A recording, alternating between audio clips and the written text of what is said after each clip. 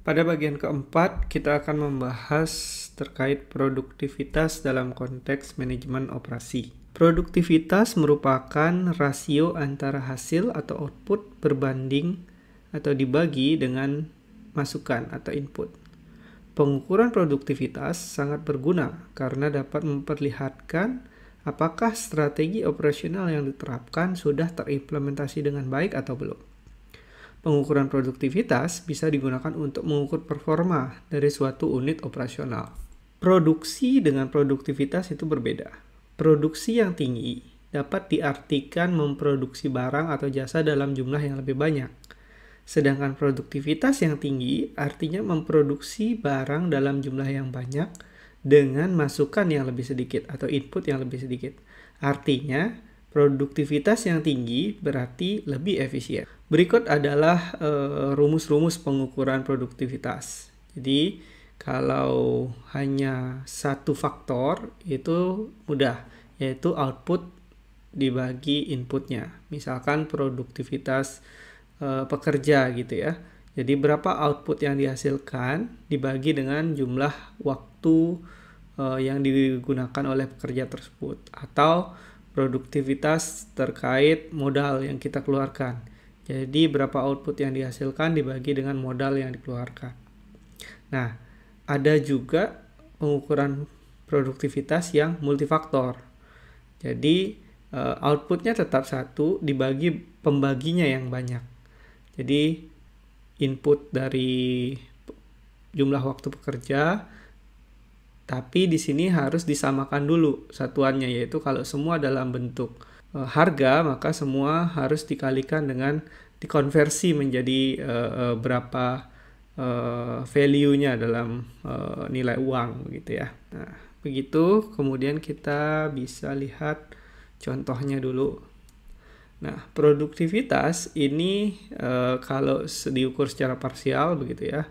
Contohnya kalau dia yang ini single input gitu ya, single factor productivity. Misalkan kalau labor productivity bisa jadi berapa unit output yang dihasilkan per jam kerja yang digunakan oleh total keseluruhan pekerja yang kita gunakan. Ataupun jumlah output yang dihasilkan dibagi berapa jumlah shift yang kita pakai. Tidak harus selalu produktivitas berdasarkan output, bisa juga produktivitas berdasarkan nilai value added dibagi labor hour, itu juga bisa. Atau bisa juga dalam unit total harganya ya, jadi dollar value-nya begitu ya, dibagi output per labor hour. Nah, begitu juga dengan mesin, sama seperti itu, bisa dalam unit, bisa dengan dollar value-nya.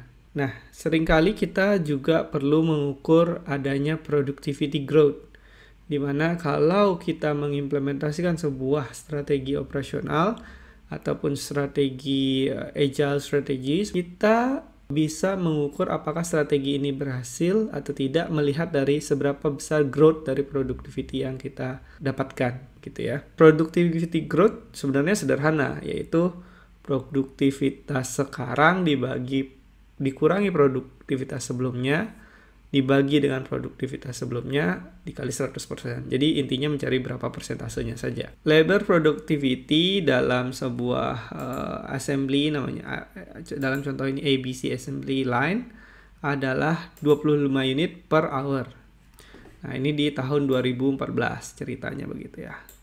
Kemudian di tahun 2015, entah karena sesuatu dan lain hal, produktivitasnya saat ini nilainya berkurang 25 unit per hour. Jadi berapa growth dari 2014 ke 2015? Nah, masukkan ke rumus yang tadi ya.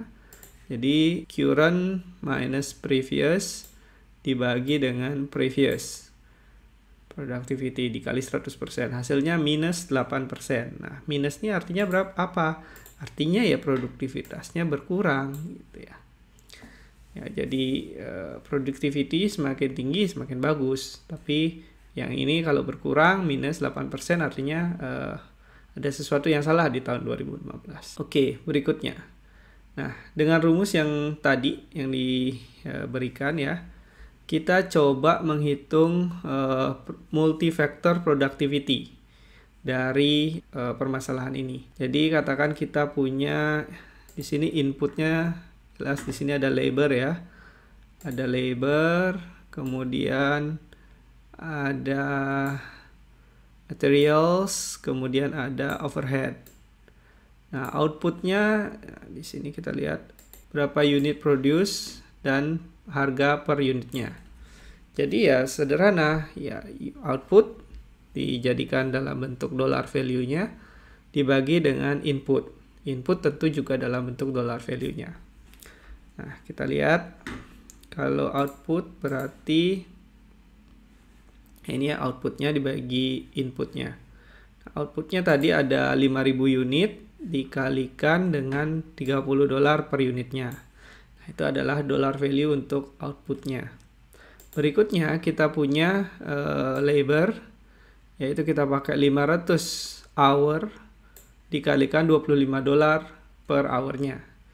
Kemudian material tadi disebutkan ada 5.000 dan overhead yaitu 2 kali dari labor cost. Jadi 2 kali 500 kali 25. Oke. Nah, maka didapatkan outputnya 150.000 US dollar, inputnya adalah 42.500. Maka satuan yang dihasilkan adalah 3,5294. Nah, di sini kita tidak menuliskan dia dalam US dollar ya. Karena pengukuran produktivitas itu kalau sama-sama begini satuannya dia unitless. Jadi dengan tujuan apa? Ya supaya kita bisa membandingkan dengan produktivitas di periode berikutnya. Karena kalau kita pakai dalam satuan US dollar bisa jadi nanti perlu dikonversi. Nah, konversi misalkan dari US dollar, nilai value dari dolar atau harga mata uang itu kan berubah-berubah setiap satuan waktunya. Jadi tidak perlu menggunakan produktivitas untuk multifaktor, itu sebaiknya tidak menggunakan satuan. Kemudian ini adalah beberapa faktor yang dianggap mempengaruhi produktivitas.